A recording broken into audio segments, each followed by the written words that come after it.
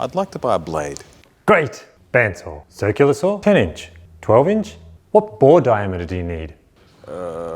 Alternate bevel, thin curve, flat tooth, shear angle, triple chip, chrome plated?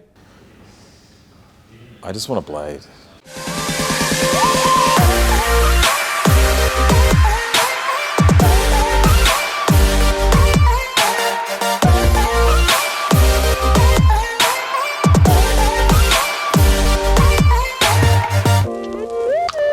I'd like to buy a blade. So it's FAQ time, and one question that we get asked frequently at Carbatec is, which blade should I buy? Now we understand it can seem overwhelming because there are so many options available on the market. So which blade is right for you? Well, there are two things that we recommend you consider before buying any tooling. One, we recommend you buy the best quality tooling you can afford to. Cheap tools may seem like they save you money in the short term, but they're far more likely to perform poorly and cause you frustration. Second, ensure you buy the right blade for the job you have at hand. One risk is that you misinterpret the results and frustrations you're having as a problem with your equipment itself. More often than not, it's not the machine itself, it's the quality of the tooling, or the tooling is blunt, or you're using the wrong blade for the job. Today I'm going to give you a very basic rule of thumb guide to selecting your next blade. With table saw blades, the same rules of thumb apply.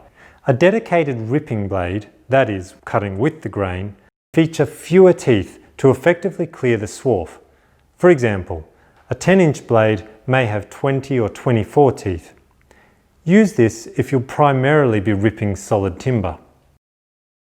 Dedicated cross-cutting blades have more teeth to help prevent chip out while cutting across the grain. They generally start at about 60 teeth on a 10-inch blade and continue on to dedicated fine cut-off blades with 80 teeth or more, which will give you the best edge finish possible.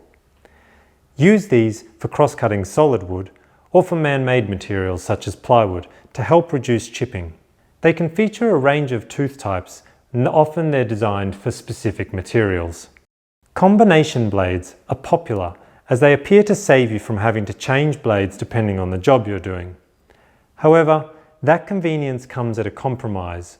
They aren't as good at ripping or cross-cutting as the dedicated blade options, so you can't expect the same level of results.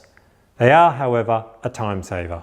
There are blades designed specifically for solid wood, those for man-made plywoods and similar materials, plastic cutting blades, metal cutting blades, two-sided melamine blades, and more. The science and testing has been done on these materials to design the best mix of tooth style, pitch, gullet, cutting edge geometry, and more to ensure the best result.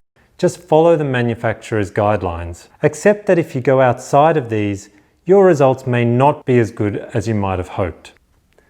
And that's it.